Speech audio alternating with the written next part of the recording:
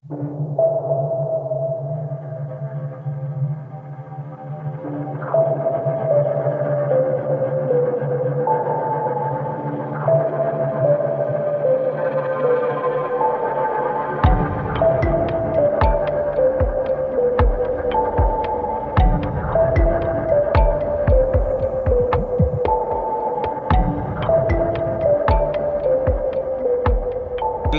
proceso de independencia nacional, como lo dice la misma palabra proceso, conlleva una serie de estaciones, de estadios que van produciéndose a lo largo de los primeros 40 años del siglo XIX. Tienen que ver también con las vicisitudes que va padeciendo el colectivo dominicano desde principios del siglo XIX, es decir, recordemos, en 1795 España se ve obligada a cederle la parte española de la isla a Francia por virtud del Tratado de Basilea. En 1801 se produce la expedición o invasión de Toussaint Louverture, que unifica la parte española, es decir, la parte dominicana, con la parte francesa, que todavía no se había convertido en el Estado haitiano. En el 1801, Toussaint Louverture invade la parte este de la isla y en la Catedral de Santo Domingo proclama 26 de enero de ese año la abolición de la esclavitud. Luego, Toussaint Louverture es ajusticiado en el 1803, en abril de 1803, y le sucede como caudillo de las luchas haitianas Jean-Jacques Dessalines, quien proclama la independencia haitiana el 1 de enero del 1804. Y en esa proclamación él hace una constitución en la que establece y dice textualmente: la isla de Haití, antes llamada Santo Domingo, es una e indivisible y debe ser gobernada por los haitianos. Entonces luego viene la expedición francesa que envía Napoleón a recuperar tanto la parte francesa como la parte del este, que había sido cedida a Francia. Y entonces surge el Estado haitiano. Y en la parte española, lo que hoy es República Dominicana, comienza una época gobernada por los franceses. Eso se conoce en nuestra historia como la era de Francia en Santo Domingo, que dura desde 1803 hasta 1809, cuando se produce la revolución llamada de la Reconquista. Entonces, en ese lapso también tienen lugar las invasiones de Dessalines y Cristóbal, que tantas bajas y tantas tuvieron un impacto muy negativo sobre la población dominicana por la cantidad de excesos y de asesinatos que cometieron, sobre todo en Moca y en Santiago, de forma tal que todas esas experiencias históricas vinieron a traumatizar al colectivo. Luego viene la España boba y en 1821 se produce un intento de proclamar una independencia con el doctor José Núñez de Cáceres a la cabeza, que fracasó en cuestión de 2 meses, y por eso los historiadores se refieren a ese proyecto como la independencia efímera. Pero eso dio lugar a que el presidente de Haití, Jean-Pierre Boyer, ocupara la parte española y la incorporara al gobierno haitiano.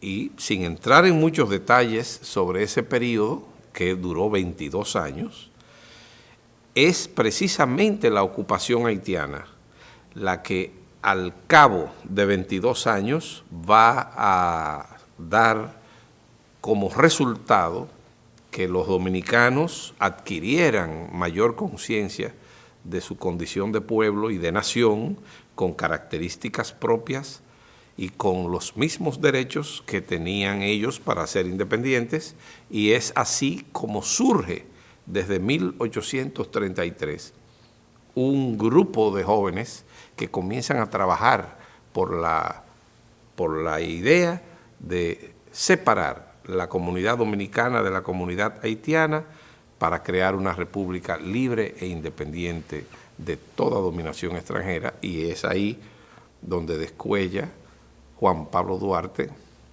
como líder, apóstol y mentor de esa generación.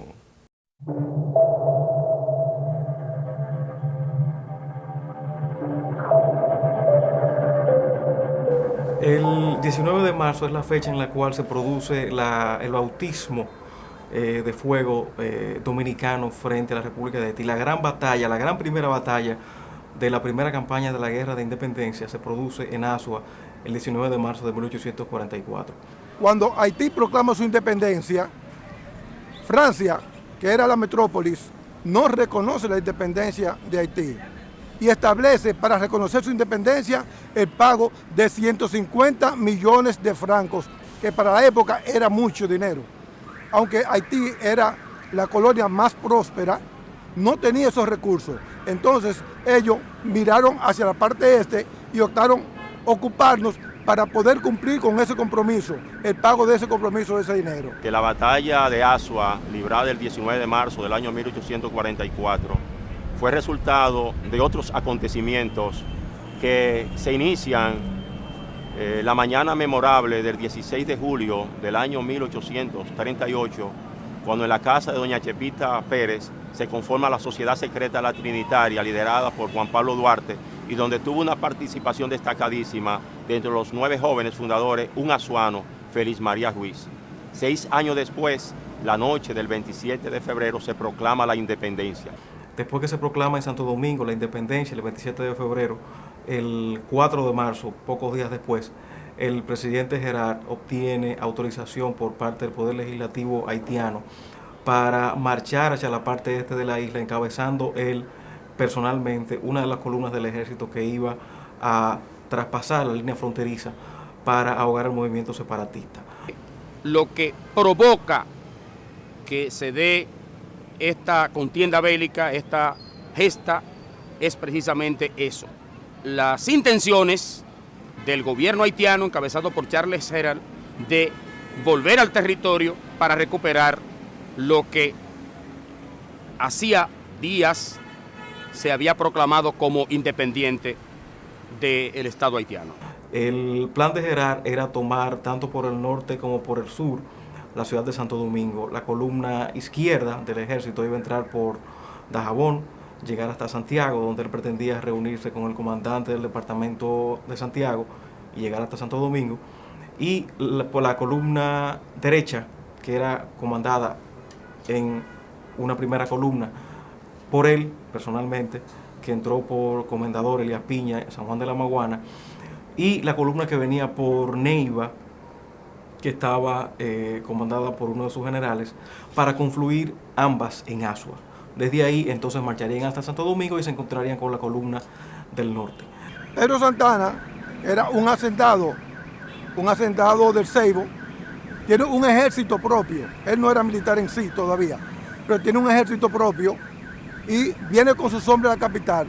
Después que Juan Pablo Duarte fue a conquistar a su hermano Ramón, y Ramón le recomendó que hablara con Pedro. Lo que Gerard desconocía era que los dominicanos ya habían previsto hacerse fuertes tanto en Santiago como en Asua, que eran puntos equidistantes con respecto a las posiciones iniciales haitianas. ¿Cuál era el plan dominicano? Alejar lo más posible a los haitianos de sus centros de distribución para alejarlos y posicionarlos en un punto en el cual los dominicanos pudieran enfrentarlos sobre la base del conocimiento del terreno, como pasó tanto en Santiago como en Asua. La avanzada dominicana quedó a cargo del coronel Antonio Duvergé en Asua, quien organizó la defensa mientras llegaba el ejército expedicionario del sur, como se le denominó a la columna que encabezó el general Pedro Santana, que venía con hombres de Los Llanos, Higüey, Atomayor, el Ceibo, que se unió a tropas de San Cristóbal, de Baní, de Asua y de Neiva para concentrarse en Asua. Antonio Duvergé, que fue discípulo de Francisco Soñé, quien fue capitán de artillería de los ejércitos napoleónicos, y entrenó a Francisco Soñé en una hacienda que tenía en Las Yayitas. El pueblo de Azua escoge a Francisco Soñé como comandante, como defensor, pero Francisco Soñé es un señor ya mayor y hace que recaiga ese nombramiento en Antonio Duvergé, a quien él había entrenado en las líderes militares. Una vez Santana llega a Azua para elevar la moral, Duvergé organiza un desfile militar para elevar la moral de las tropas. Lo que más motivó el fervor fue que precisamente Antonio Duvergé, como una estrategia, hizo desfilar en todo el pueblo azuano sus fuerzas defensoras, para motivar a aquellos que aún no estaban decididos, que no estaban motivados, para motivarlos a que se integraran a la lucha. El día 14 de marzo llega Santana a Azua, no sin antes él haber retardado la llegada en el interés de que el cónsul de Francia se manifestara con los hombres que él le habría prometido para reforzar la defensa dominicana. Eso no pasó así y los dominicanos se enfrentaron solos a los haitianos. Cuando la Junta Intergubernativa, dirigida por Tomás Bobadilla, nombra entonces comandante en jefe de los ejércitos del sur y viene para Azua. Pero en el transcurso de su venida para Azua, lo que hace es estarle mandando mensajes al cónsul francés entonces, que era Saint-Denis, para que Francia le facilitara fuerzas y pertrechos, a pesar de que él tenía 4.000 hombres, pero estaban mal armados, eran con lanzas y machetes y cuchillos lo que tenían. Cuando los haitianos traspasan la línea fronteriza, tiene lugar un primer encuentro en la Fuente del Rodeo, en la zona de Galván, en Neiva. Posteriormente, otro encuentro en la Cabeza de las Marías. Y finalmente, un tercer encuentro que logra retardar el paso de la columna del general Sufrón. Es por esto que la columna que da la batalla de Azua es la del propio presidente Gerard, que venía por el camino de Elías Piña, Las Matas de Farfán, San Juan de la Maguana. Antonio Duvergé prepara la defensa a 3 niveles, como la invasión también tenía en 3 niveles, una en el centro, una camino de los Conucos y otra camino del Barro. Asimismo también estaba distribuida la defensa del pueblo. La batalla se inicia a partir en los albores, en las primeras horas de la mañana del 19 de marzo, aunque ya el 18 las fuerzas haitianas estaban a orillas del río Jura. Ese río Jura que guarda una importancia histórica también para Azua, porque a orillas del río Jura precisamente vivía el primer hacendado español, Pedro Gallegos, o Maricar, que fue el que le dio origen al nombre de Compostela de Azua. El camino al Barro al norte, el camino a los Conuquitos hacia el sur, hacia el este, campo abierto hasta llegar a San Juan de la Maguana, y en el este era lo que hoy tenemos como la salida hacia nuestra ciudad capital.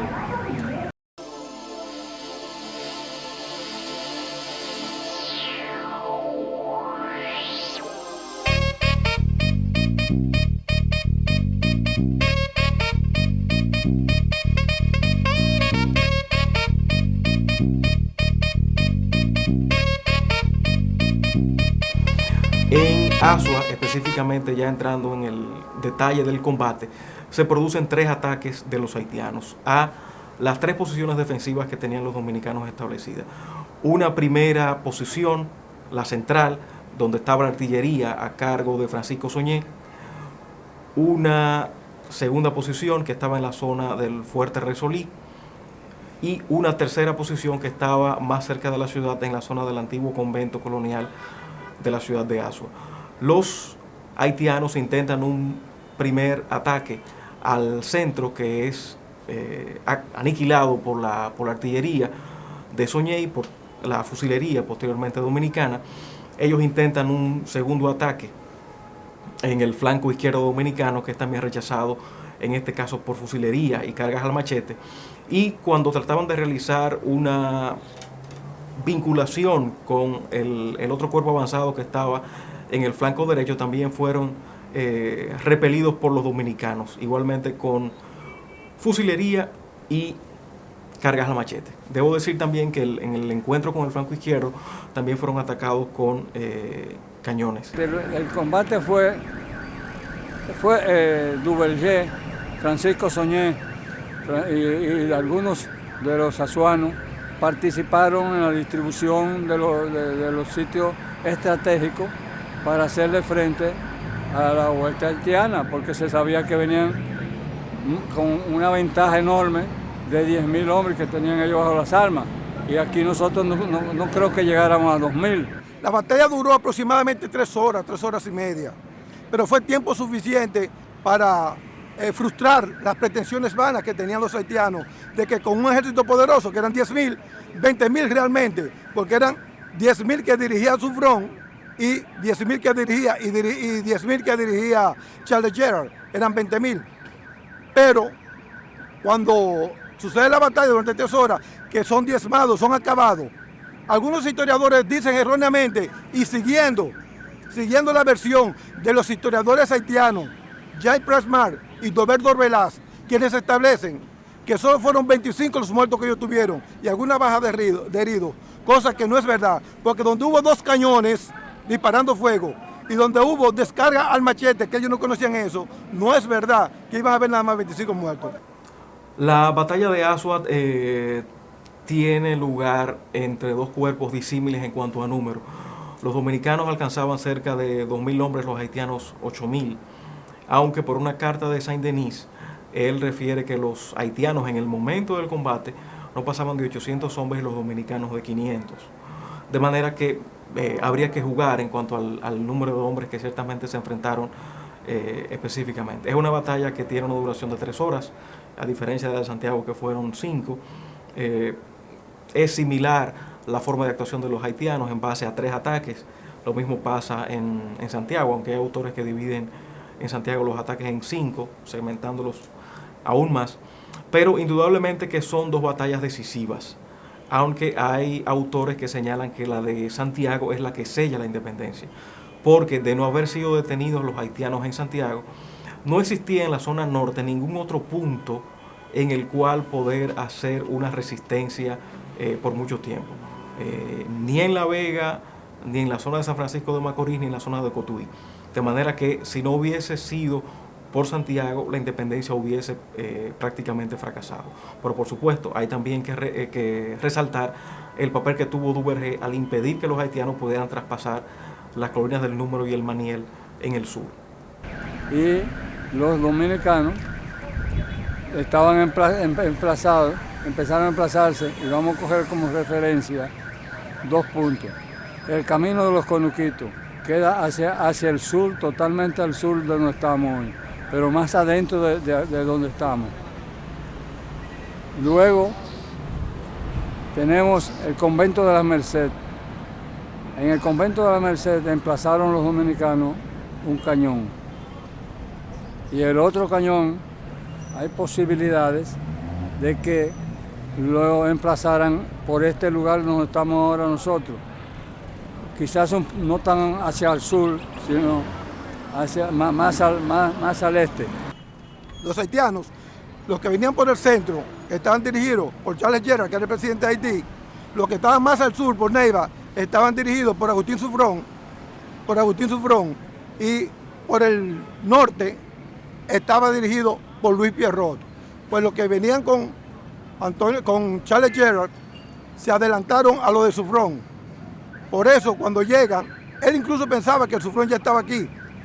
Y Suffren se retrasó, como él era el presidente, esperando que él adelantara para que él se luciera como presidente que era. Pero tremenda sorpresa se llevó. En cuanto a la derrota haitiana en Asua, hay que referir que igualmente se utilizó la misma táctica utilizada en Santiago. Después que los haitianos intentan su tercer ataque a la posición defensiva dominicana en uno de los flancos, son perseguidos por tropas dominicanas, dice una de las crónicas, 5 leguas después de la población. O sea, por más de 20 kilómetros los haitianos fueron perseguidos fuera del punto exacto donde se dio la batalla. El punto exacto de la batalla en Asua habría que ubicarlo a partir de la denominación de los diferentes caminos. Los partes de guerra en ese momento señalan los encuentros por la ruta del camino de San Juan de la Maguana, la zona del antiguo convento y el cerro de Resolí, donde existía una posición fortalecida por parte de los dominicanos. Tremenda sorpresa se llevó. Cuando se ordena el ataque, cuando se ordena el ataque, que comienzan las acciones, comenzaron temprano en la mañana. El sol apenas comenzaba a tirar su luz, ¿no? Quizá luz y calor que nos dio más valor y más valentía. Los haitianos que venían no tenían los instrumentos necesarios. Ellos, que habían sido independientes de Francia, y los franceses, que al irse de Haití dejaron todos sus equipos militares, ellos no vinieron con eso porque contaban que era un paseo. Incluso Charles Gerard, cuando ordena a Luis Pierrot que avance a Santiago, le dice arrogantemente que avance a Santiago, que él pasará por Azua sin detenerse y que llenos de gloria se juntarían en Santo Domingo.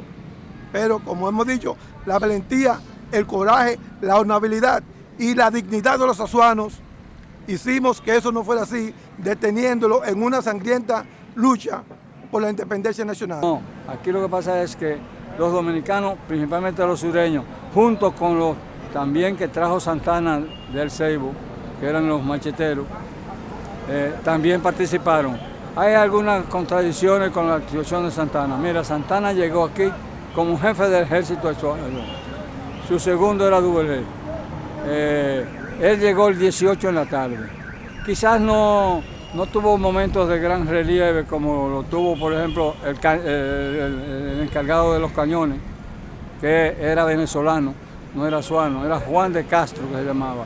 Y él era del ejército de Bolívar, experto en granada. Y él fue el que confeccionó todas las granadas que se utilizaron el 19 de marzo aquí, fueron utilizadas por ese señor que era venezolano y que tenía 3 o 4 años viviendo aquí en Azua.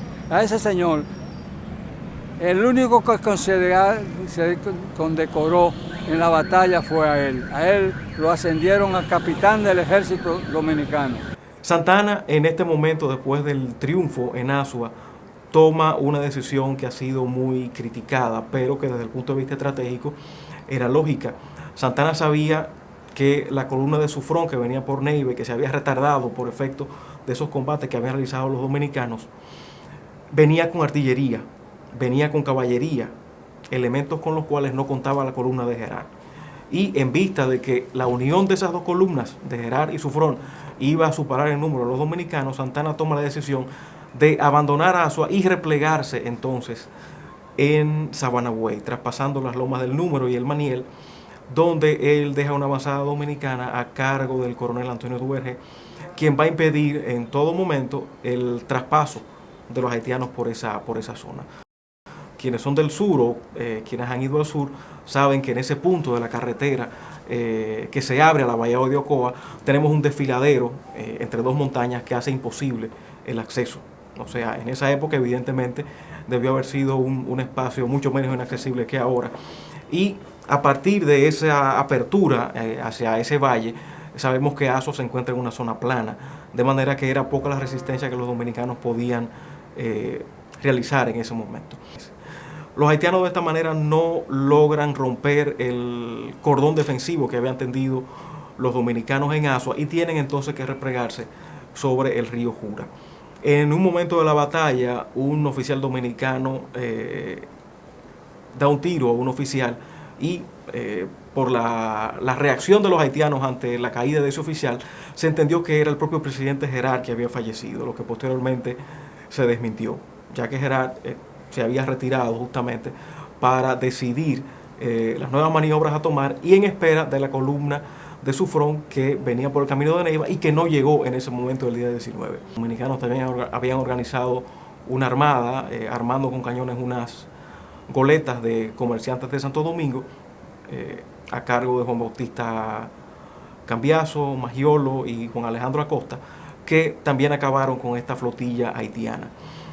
Un golpe de Estado dificulta la nueva actuación de Gerard en contra de los dominicanos y tiene que marchar a Haití en el mes de mayo. Santana se va a replegar a Santo Domingo en el mes de julio, después de tomar conocimiento que los trinitarios habían tomado la Junta Central Gubernativa y habían desplazado a los conservadores. Hay que referir que en ese lugar, en Sabanagüey, en Baní, tiene efecto el encuentro entre Duarte, que había sido designado como general de brigada, había regresado del exilio a principios de marzo, específicamente el día 15, Y el interés de Duarte era atacar nuevamente a los haitianos que estaban acantonados en Azua, pero Santana tenía una opinión diferente. Esto va a marcar, digamos que el primer enfrentamiento entre conservadores y liberales. Duarte es llamado nuevamente a Santo Domingo por la Junta Central Gubernativa, y en Santiago la columna que venía por el norte, entrando por Dajabón, a los pocos días de haber sido derrotada la columna haitiana en Azua, penetraba en la región noroeste.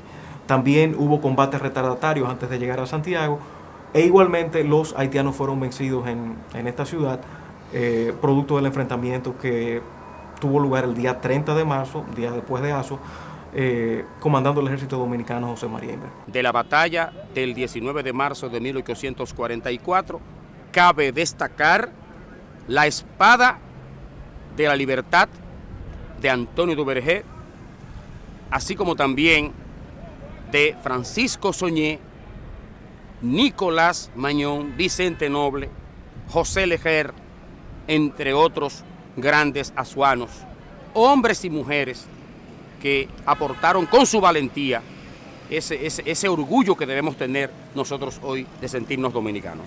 La mayoría del sector conservador, que eran los que tenían posiciones económicas y posiciones en el tren administrativo haitiano, descreía de la capacidad del pueblo dominicano para separarse de Haití y mantenerse independientes. Ahí es donde Duarte también aflora como un hombre de una fe que sin duda tiene mucho que ver con su formación católica y religiosa. Era un hombre de fe y confió en ese potencial del pueblo dominicano. Y debo decir que ese pueblo, que era numéricamente inferior entonces al pueblo haitiano, creía que era incapaz de repeler una incursión militar haitiana, porque los haitianos tenían más gente que nosotros y tenían además toda esa aura de sus triunfos militares frente nada más y nada menos que a las guardias napoleónicas. Y resulta que desde 1844 hasta 1857 los ejércitos haitianos fueron consistentemente repelidos por ese pueblo inferior demográficamente y sobre todo que solamente defendía su derecho a ser libre. La considero el primer fortín, la primera trinchera para la defensa de la independencia nacional. La batalla de Azua es el génesis de las luchas sangrientas de la independencia y la puerta de sangre que abrió paso a la dignidad y a la autodeterminación del pueblo dominicano. Me he dedicado ahora a averiguar con exactitud y con precisión todas las cosas que incidieron en la gloriosa batalla de nosotros los azuanos del 19 de marzo del 1844. Si hay que otra vez decir presente, yo soy el primero en coger el fusil